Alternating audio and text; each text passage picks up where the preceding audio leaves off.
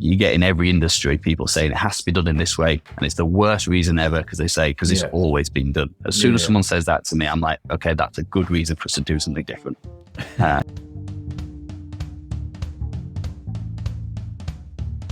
Welcome to Push to Be More with me, your host, Matt Edmondson. Now, this is a show that talks about the stuff that makes life work.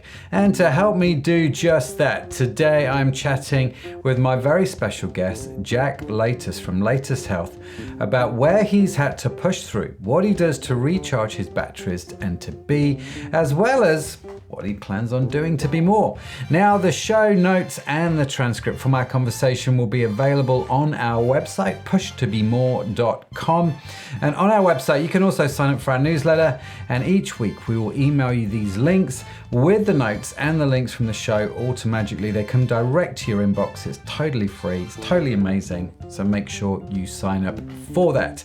Now, this episode is brought to you by Orient Media, which helps entrepreneurs and business leaders set up and run their own podcast. Why would they do that? Well, you know what? I have found running my own podcast to be really, really rewarding, especially from a business point of view. It opens doors to amazing people like nothing else I have seen.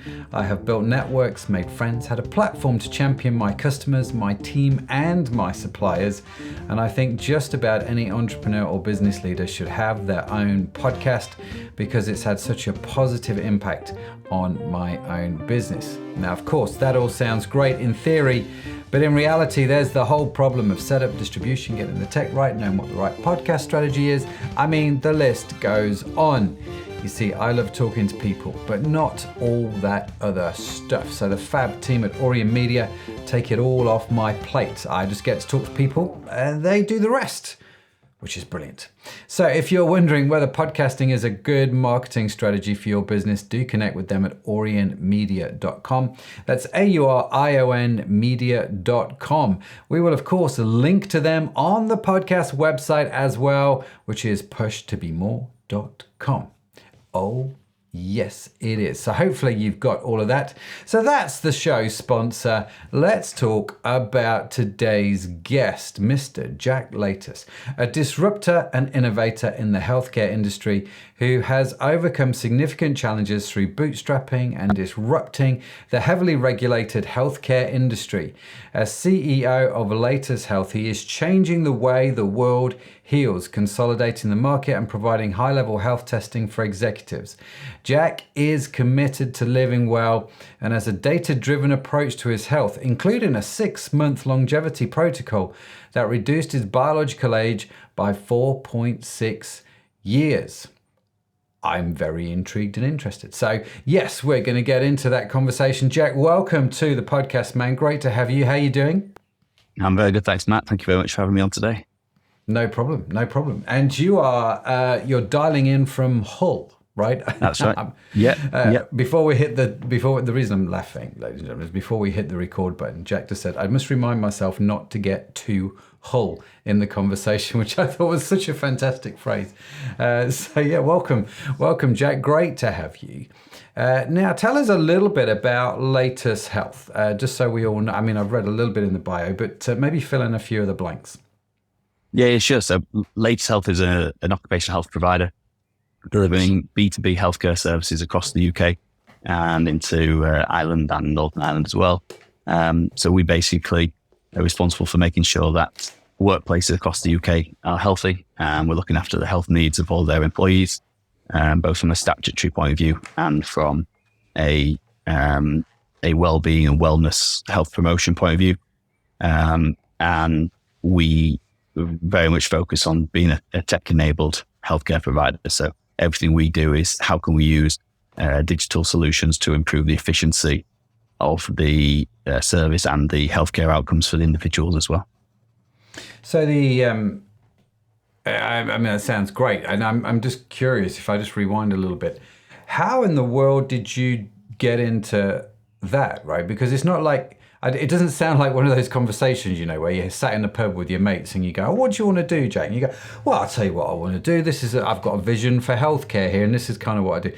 It sounds like there's probably a bit of a story there. Yeah, there is.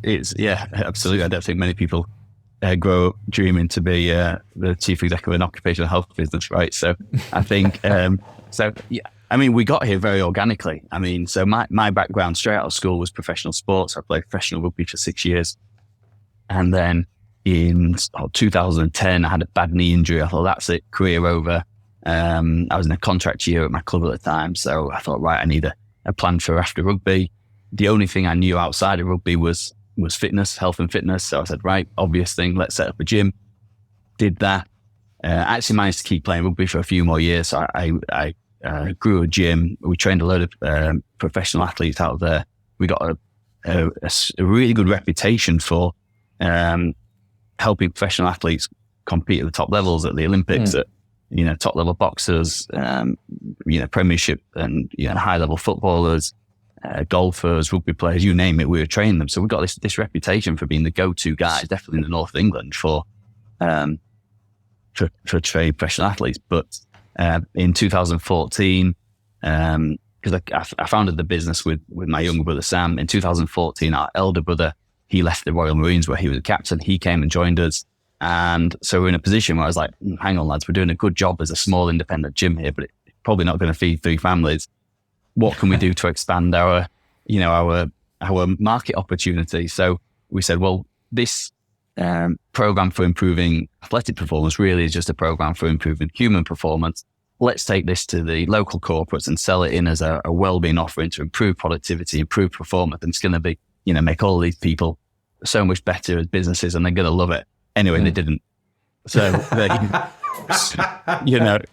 it's actually, although they all loved the concept of it, no one at the time had well-being anywhere near the top of their HR agenda. Right. They certainly didn't have a well-being budget. And so we effectively were going in there selling this nice to have product. And they were like, yeah, it'd be lovely to be able to provide this to all of our staff. But at the time, there was no pressure from, talent wars or recruitment pressures to actually need this to make it a must-have. Like it certainly is now. Well-being is is a must-have within organizations now, but this was back when it wasn't. So I was like, we're literally banging our heads against the wall saying, how are we going to sell this? Back to the drawing board. And we said, right, what's that statutory requirement that still fits in with health that businesses have to buy? And that's when we realized occupational health was that. So we went out, learned what occupational health was, built a clinical team. But then what we did, which was smart, probably was, retrospectively looking back, it was smart. We put it alongside our wellbeing offering. So we went in with the statutory requirement work. This is what you have to do. But then we also paired it with our wellbeing and wellness offering. So actually what we'd created is probably the most proactive occupational health company, certainly in the UK. And that allowed us to grow to where we are now, because it was a fairly competitive market with some real solid incumbents in there that we were, trying to displace. And I think it was the sort of the wellness wellbeing offering before everybody else was thinking about it that gave us the opportunity. Wow. So that's quite a journey. From the gym to the occupational health company. For those listening, maybe outside of the UK, just define occupational health, just to be clear on what you mean by that term. Yeah, so it's basically any of the health needs which an employer has. So effectively, occupational health. And I'm sure we'll probably get some comments saying this is a bad definition of it, but it's providing the advice and the health testing required to a organization to ensure that their employees are remaining safe in that working environment. So there's 2 sides to it. There's how do we keep people at work safely or bring them back to work safely after illness or injury. So that would be advice on returning to work. The other side of it is the statutory health testing for people who work in environments which are potentially harmful to health, such as audiometry if you're working in a noisy environment, spirometry for if you're exposed to lung sensitizers, you're working with vibrating equipment with potentially skin sensitizers. If you work in a job role which could be deemed safety critical, i.e. You drive a forklift or you work in a confined space, then there's certain medicals that by law your employer has to provide for you. Okay, so in some respects, maybe I'm misunderstanding it slightly, Jack. So correct me where I'm wrong here. The idea of owning a gym for me is quite a sexy idea. I've sort of looked after gyms in the past. I've been involved. I thought a few years ago about opening one here in Liverpool. The thought of occupational health, I don't know, just doesn't feel as sexy somehow to me as running a gym. Is that something maybe you've struggled with, or would that just be me? I think it's a really good viewpoint, and I think occupational health historically, or the way that everybody else does it, is not sexy. And if I was having to deliver it the same way that all the other providers in the UK do, then I'd be the same as you. I'd be like, this is boring. It's not, it's not exciting enough for me. But because we're very much disruptive in it, and we're coming at it from how do we improve the occupational health experience, not just for the employer and the employee, how do we improve healthcare outcomes? Because one thing occupational health traditionally has never done, and still doesn't, except for us, it doesn't make the employee healthy. It doesn't improve health. All it does is provide advice and make sure people aren't getting unhealthy. Whereas we come at it and we say, how can we make our service actually help people get healthier as well? So that's, totally unique. In terms of, I think a lot of people think running a gym is exciting, but it's really hard work. Oh, yeah. And I think that, even down to people who are personal trainers, for example, I think a lot of people go into personal training thinking it's great, I get to work at a gym and train people all day. Like, that is long, hard hours. It's unsocial hours. You're doing the 6 o'clock till 10 o'clock shift in the morning, got next to nothing on during the day, etc. Probably running an Instagram channel these days, most people do. And then working again from 4 in the afternoon again till 8, 9, 10 o'clock at night.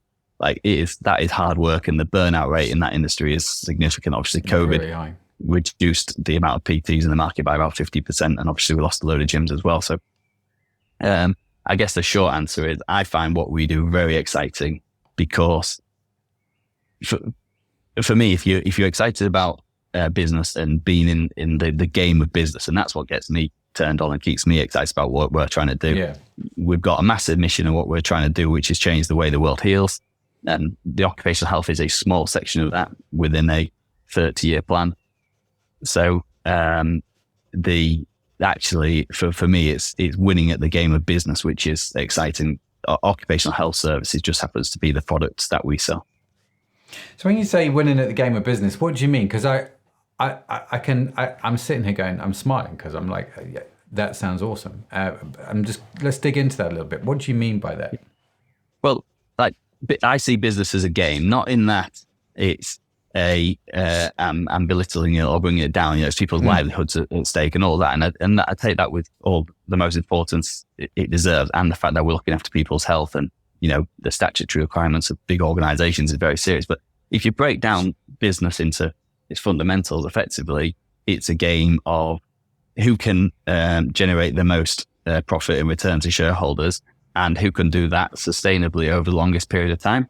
So that's no different to I suppose sport. Really, sport's about who can win the most matches and who can do that for the longest period of time over winning league year after year. So that's and again, it's how can you do that most efficiently with the fewest resources, the revenue or profit per full-time equivalent and all that sort of thing. That's where I find it very exciting. And that's why I define it as a game. Yeah, but you find it enjoyable. You find it, and so is the idea of, going back to the gym days, is the idea of owning the gym and trying to run that as a business more exciting and appealing to you than actually just the gym? It could be any business as long as you're passionate about what you're doing.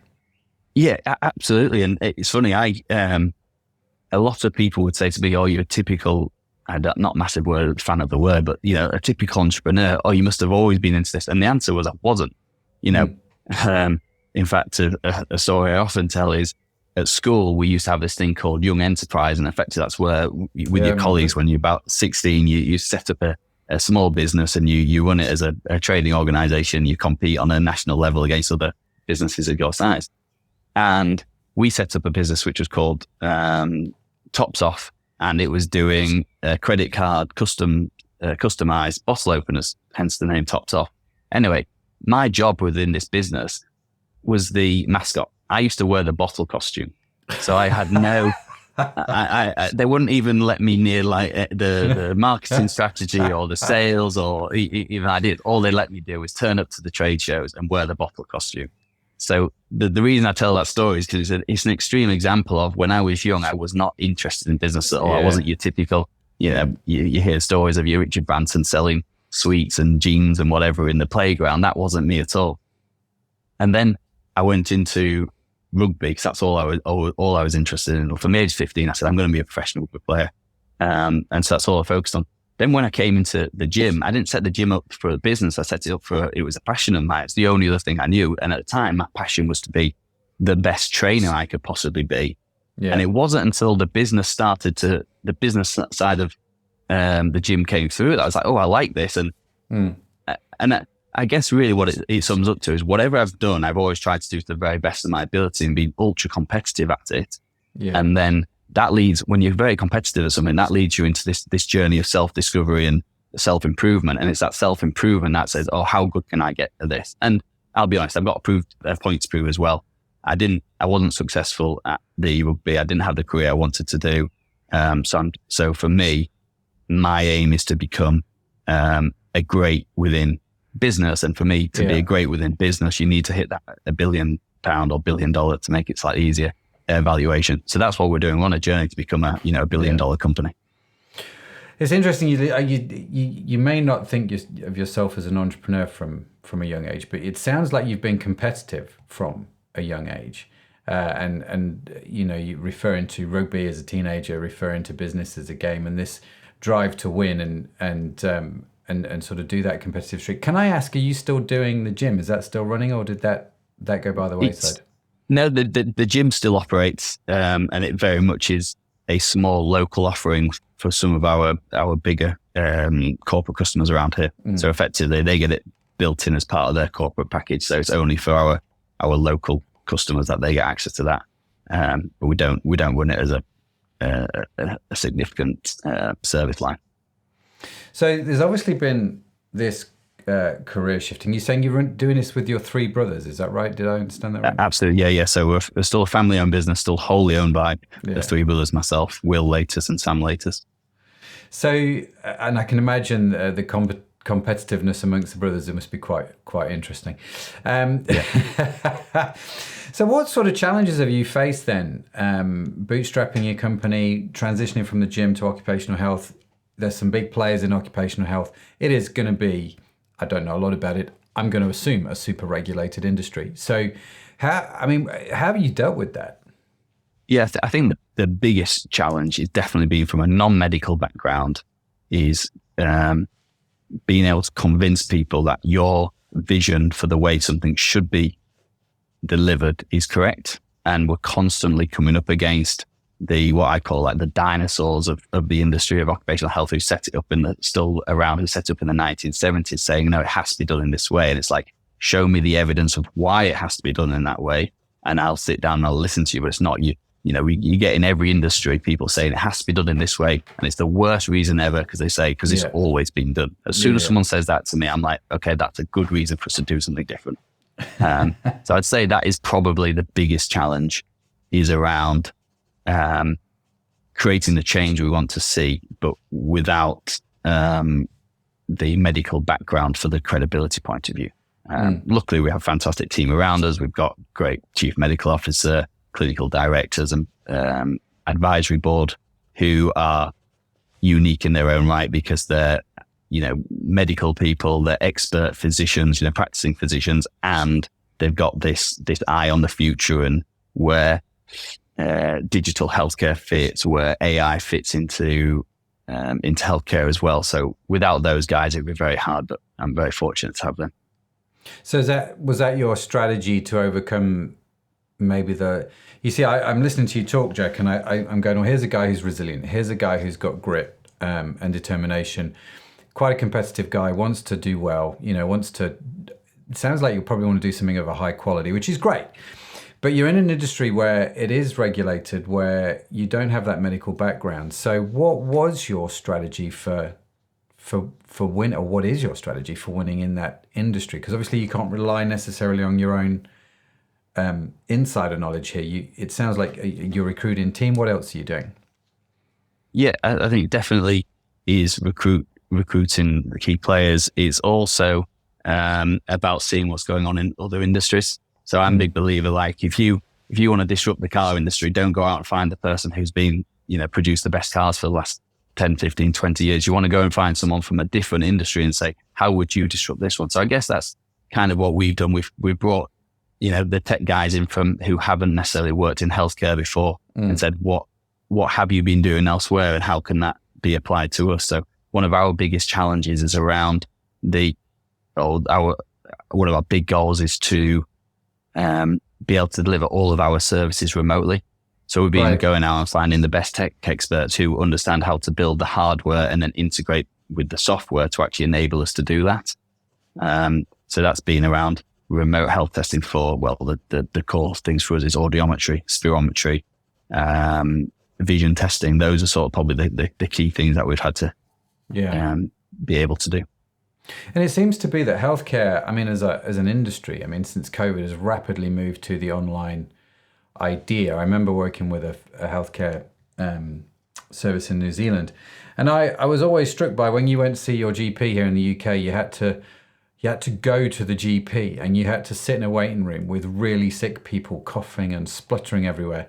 And you just wanted to talk about something over here. You probably could have done it on the phone. And it seems since COVID, that whole concept has sort of kind of accelerated forward, hasn't it? Is that what you found with, I suppose in one sense, has COVID been a blessing for you guys? Is it accelerating what you're trying to do? I think COVID, if you take the negative effects and the crisis element of COVID out of it, in terms of developing technology, it's definitely been a blessing for healthcare and definitely for us as well. So pre-COVID, we were saying to a lot of our customers, right, for a good 50, 60, 70% of our services, we currently do not need to come to your site to deliver these, or you don't have to come to us. These can be delivered remotely already with the technology that already exists. And they were, again, it goes back to, we've always received our services this way. So they were reluctant to do that. COVID gave people no choice. I'd say it gave people forced exposure to a new technology. The healthcare outcomes off the back of that were better. So even from our point of view, businesses were getting appointments faster. They were getting the reports faster, they were getting the advice on what they need to do with their employees faster. So it forced them into it, and they're like, hang on, this is better for us as well. So now they haven't gone back.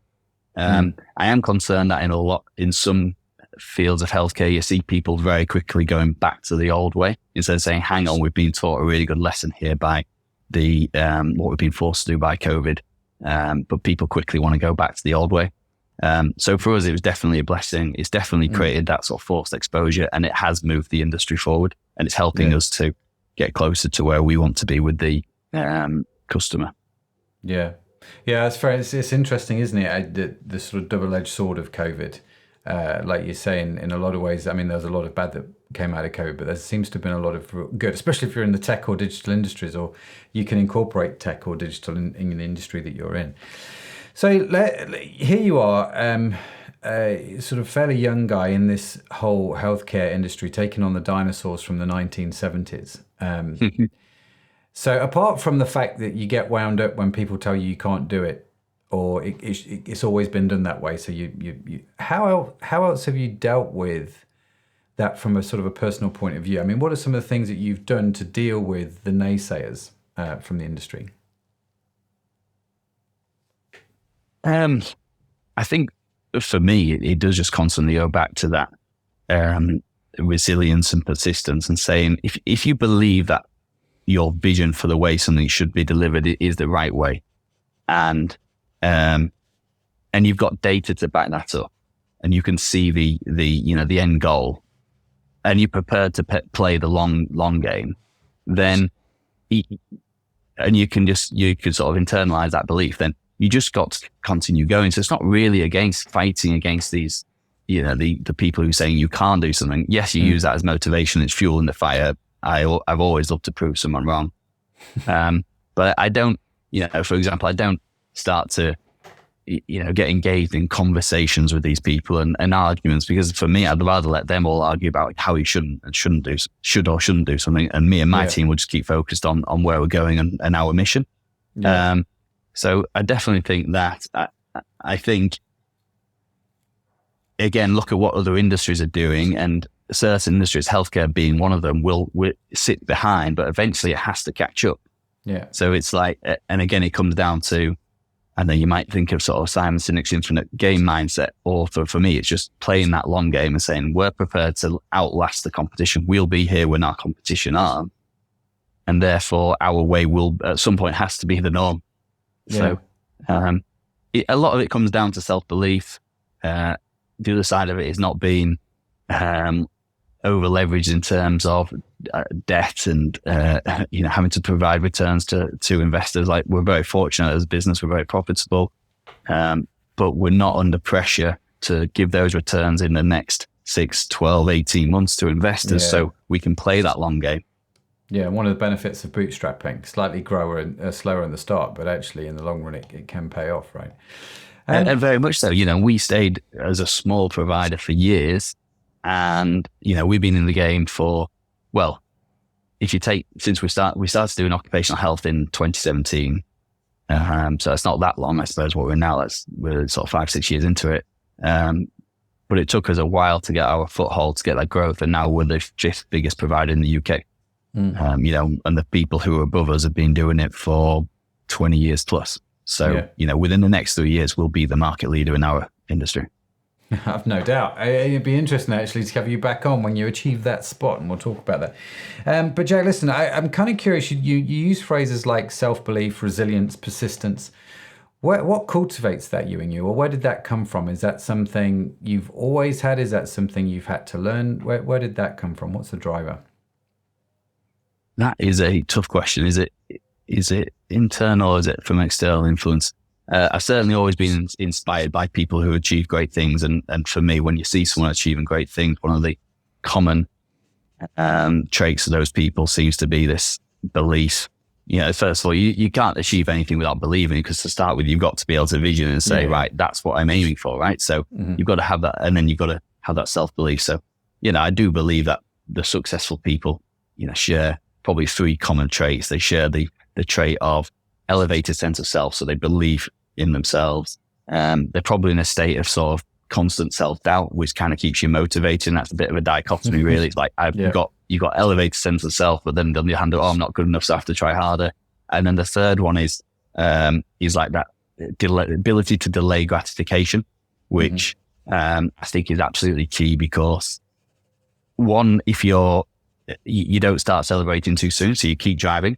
And the other side of it is you get massive compound effect, your compound benefit of doing so if you can. Even if you just look at it from a financial point of view, if you can delay the point at which you start to extract that reward from your business, then you're just going to be reinvesting profits, and that's when you supercharge growth.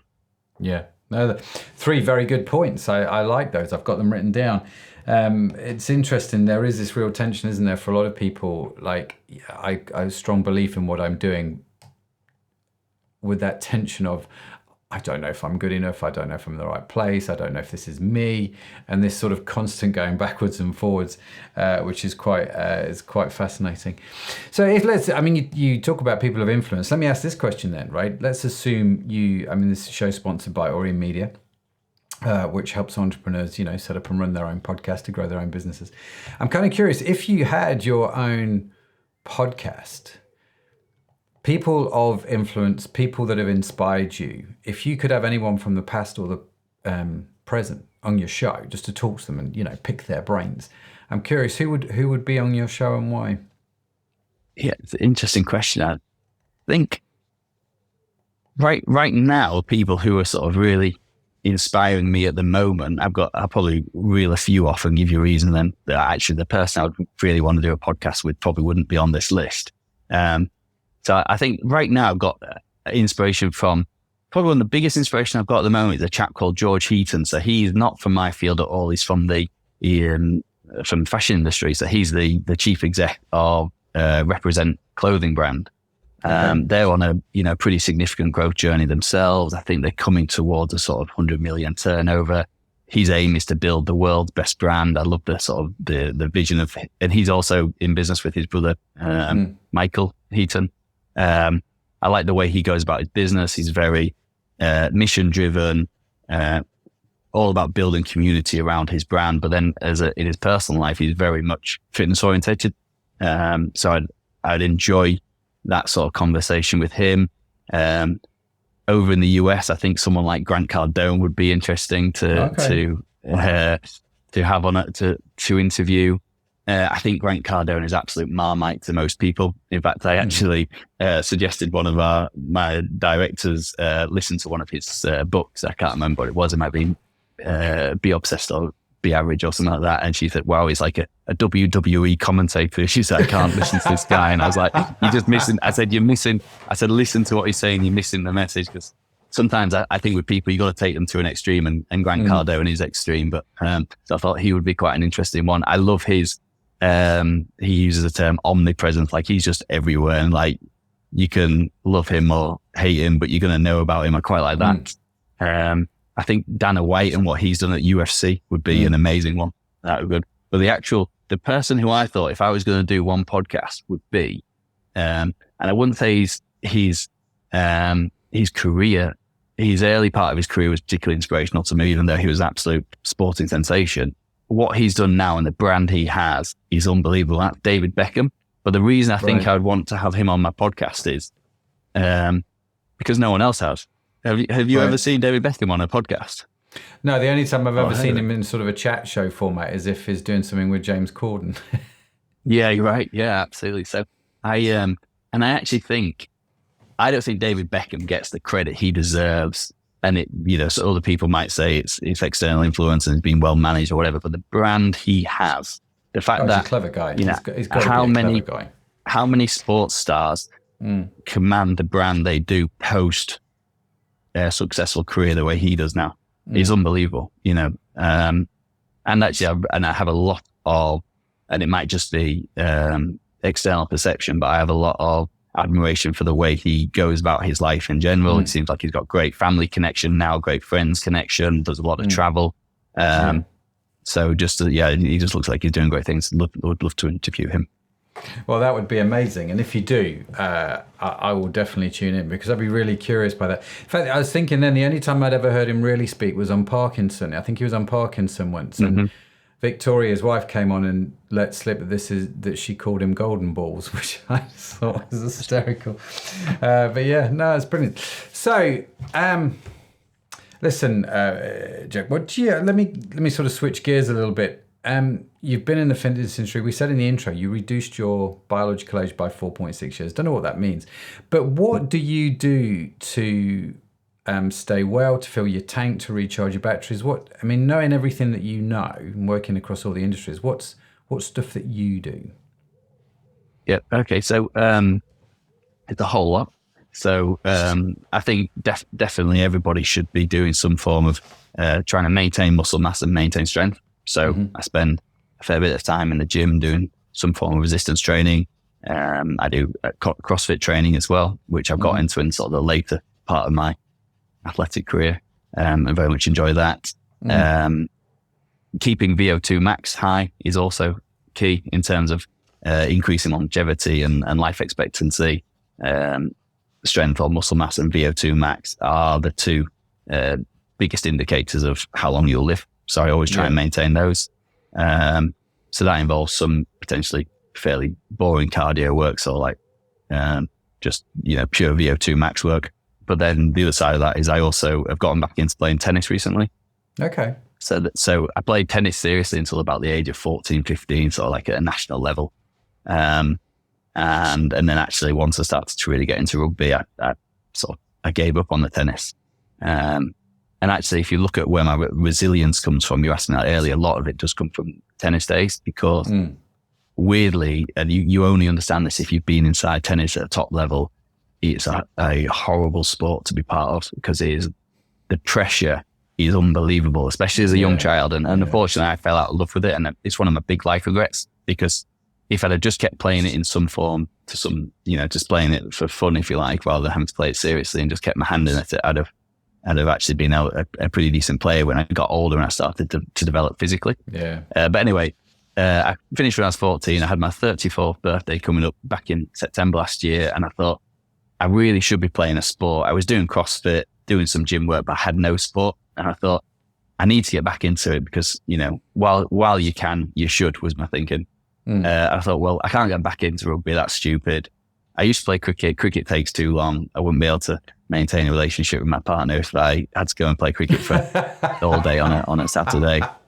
So I thought, actually, the only other sport I've ever played to any sort of level is tennis. I thought I could probably pick that up and it wouldn't lead to injury. So anyway, I booked myself lessons on my 34th birthday, and I've been back into it for pretty much 6 months since, and really into it. Like, classic me now, playing it quite seriously in a couple of teams, and, you know. No half measures, right? Exactly. And so that's what I do have to be careful of. Yeah. I've done CrossFit for quite a few years now. I think I started back in 2015. And in 2015, what was that? That was 8 years ago. So I was in my early 40s when I started doing CrossFit, because I was quite overweight. And my kids used to call me Baggy Belly, and I started doing different workouts, and I thought I was fairly fit. And then I remember the first time I walked into the CrossFit gym here in Liverpool and it was just a simple workout. You had to do 5 rope climbs, and I think it was like a 200 meter, was it? Yeah, it's like 200 meter run, 5 rope climbs, 5 times. How hard could that be? I was throwing up outside, and I just got hooked. You're pretty early into it then. 2015 is quite early. That's well before the craze took off. Well, in 2018, I said to my boys, how old were they at the time? Maybe 16, somewhere 16, 17, 18, somewhere around there. And I said to them, listen, boys, let's do a trip. Just the 3 of us, right? Dads and lads trip. Let's go somewhere. What do you want to do? And my boys said, we really want to go to the CrossFit Games. And so we went to watch the CrossFit Games in Madison, which was fantastic, actually. Wow. It was a phenomenal experience. And we camped on the CrossFit ground. I mean, there's all kinds of stories that we could tell you, but yeah. I get what you mean with the CrossFit. Sorry, I don't get the VO2 max thing. I just don't care for endurance stuff. Well, to be fair, I mean, the simplest way you can build VO2 max training in straight away is something simple like, and you're probably not far off doing this already if you're taking part in CrossFit. I'll definitely be developing VO2 max, but you'd be doing something like 4 minutes hard out, as hard as you can effort for 4 minutes, 4 minutes off, do 4 blocks of that. And actually, to start with, that'd be pretty good VO2 max training. You did that for, a few months on the bounce, you'd probably get a good increase. Okay. What, every day or just a couple of times a week? No, I'd be looking to throw that in ideally 3 times a week. I think you get good benefit from 2 days a week. Okay. We'll try it. I'll let you know. We'll see how we get on. Yeah, I say you we'll do try. that on an air bike or something. Yeah. You get on an assault bike on that, you'll feel it. Oh, well, we've got. Sorry, listeners, if you're not into fitness, but this is just get a bit geeky. This is what happens when you put 2 geeky CrossFit people together. How do you know your mate does CrossFit? Because he's told you 1,000 times. Tell you. It's one of those, isn't it? But one of the things that we've done over the years is I've built like a little gym in our garage. So we've got this double garage at the back of the house. I don't know why I'm pointing to it because you can't. So anyway, it's that way. And so we've got this little gym, which we've sort of kitted out over the years. So when COVID hit, we've got a gym. I've got my concept rower. I've got my Rogue Echo bike. We've got all the weights going on in there. I've got a Rogue rig, which I sort of commandeered from a gym that I was involved with that they didn't need that anymore. So, I mean, we were properly kitted out for a little home gym. So, yeah, I thought, I remember when COVID hit and everything went into lockdown, I was like, oh, thank God we did that, because that saved us in a lot of ways. My youngest son, my middle child, Zach, came out of COVID looking like properly, do you know what I mean? Properly ripped and buff. And both my lads are way stronger than me now. And so, which is great. It's great to see. So listen, Jack, let me ask you a question. Let's go to the question box. So I'm aware of time, and probably people listening in don't want us to keep talking about CrossFit, so we'll move on. Yeah. I feel like we've skipped over the all the secrets of how to reduce your age by 5 years and 6 months. That's right. That's a good point. Let's come back to that before I hit the question box. You reduced your biological age by 4.6 years. What does that mean? Yeah, so we there are different methods of assessing your biological age, and so we have what's called biological aging clocks, and the method we use mainly is around epigenetic age. So effectively, it's how your it basically measures methylation within your genes, and gives you a very accurate and reliable age against your chronic age. So if you were, my chronic age was, chronological age was 33 at the time. And I think when I first did my assessment, my biological age was 38.5. So, which was a bit of a wake up call for me, because I thought I was fairly healthy, but then when I assessed it, I realized it was a lot of high stress, probably not making all the best decisions I could be making. So that really made me sort of wake up and review what I did. So I put myself on a very, well, I wouldn't say the word very, I thought at the time fairly intense, and I'm seeing what this Brian Johnson guy's doing. If you've been following him, he's now getting quite a bit of attention over here. And I definitely didn't spend 2 million on mine. Although I didn't get a result that was too dissimilar to his. I think he reduced his biological age by 5.2 years and 7 months, and that classed as the world record. Oh, wow. So my protocol was fairly simple. It was a religious intermittent fast, or what people will know the term intermittent fast, basically, where you consume all your calories in a much shortened window. So my calorie restriction, calorie consumption was squeezed into a 6-hour window instead of most people's is sort of 14, 15 hours. So intermittent fasting, using cold therapy, hot therapy in the form of ice baths and infrared sauna, red light treatment. So that's where we're using both red light and infrared and near infrared exposure for cells, and basically that's looking to improve the mitochondria. Then supplement protocol of things such as Ficitin, resveratrol, vitamin D3 and K2. I used NMN and metformin, which are sort of like I think NMN and metformin are probably two a bit more out there, I think. No, it's just those Ficitin and resveratrol are pretty new. Not many people would be using those. But anyway, basically that whole stack there is designed purely to focus on your biological age at an epigenetic level. I think regardless of what the tests say, like it's great to say, actually, biologically I'm now 5 years younger than I was, which is great. But actually the key bit is the difference to the way you feel and you perform. That's the bit which was key to me. So I felt like I thought I actually felt good, but now the difference now compared to that is massive, and it is actually sustainable. So I now continue to do it. It's not like I just did it as a 6-month block. It's actually it's just part of my life now. It probably takes me about 15 minutes in the morning for my supplement protocol in the morning, and then on the night after I have a 30-minute red light exposure before bed. So I've got to build those into my day, but other than that, it's very maintainable. My partner, she always thinks it's a bit weird when she's falling to sleep next to a guy with a red light helmet on and some red light probes up my nose, but hey, it's helping my brain. It improves my sleep, sends me into a better deep wave sleep. Yeah. Does she just look at you and go, and then sort of go to sleep?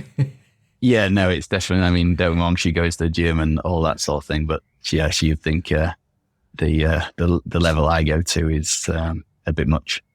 It's interesting, isn't it? This whole topic of biohacking, I think, has been a big thing for a few years. This testing of your age, then, is that something that you guys do? If people are interested in knowing more about that, how would I go test myself, for example?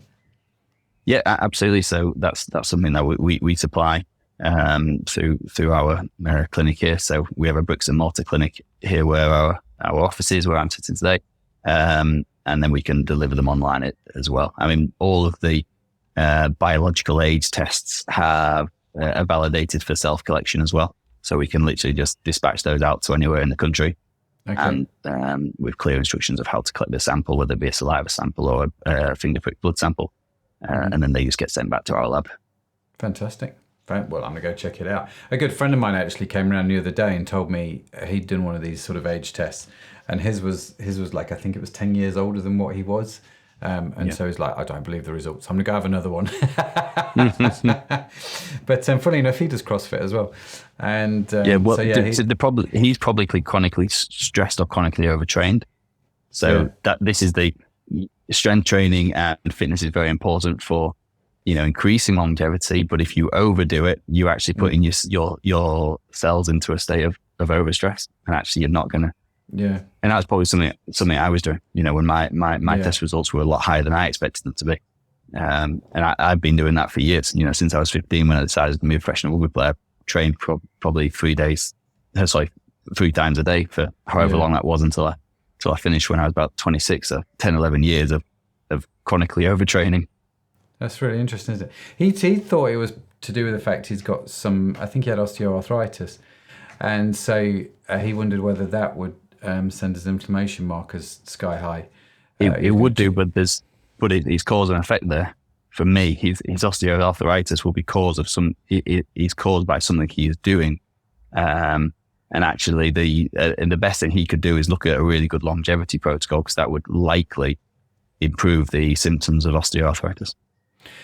Okay. So, and you guys do the test, but you also give advice on the protocols people should follow, I take it. Absolutely. And if you think of our mission to change the way the world heals, effectively everything we're saying is we need to start to focus on improving the people's health before they get ill. So at the moment, if we look at where we are now with, say, Medicine 2.0, Medicine 2.0 says, we'll fix you when you're broken. Yeah. So medicine looks for dysfunction and it looks for illness, and it says, how do we make you better? So that's why we have amazing acute care, but we're not good at chronic care. And the reason for that is because we start to look for it too late. Yeah. Actually, we should, look for Alzheimer's, for example, which is now the biggest. More people die with Alzheimer's than any other illness, I believe. And Alzheimer's, before the first symptom of that, is created 20 years. So you had 20 years of developing Alzheimer's before your first symptom. So really, we should all be doing things to actually prevent Alzheimer's prior to actually becoming a symptom. If we did that, then you think of the healthcare, even in the NHS, cost-saving benefits, plus life expectancy, life quality, everything that goes with it. And that's just one illness. Yeah, it's interesting, isn't it? Because they do, things like the breast screening program has had a massive impact, hasn't it, on breast cancer, for instance, because they catch things early enough. But you're right, there's a whole lot more that I guess we can test for now with modern science and the way it is, and early markers and stuff that we can know about ahead of time, which is going to help us. We know what we can tell what people are genetically predisposed to get. If at the end of the day, if we know the EPO-E4 gene. If you've got that, then you are genetically more likely to develop Alzheimer's or dementia. And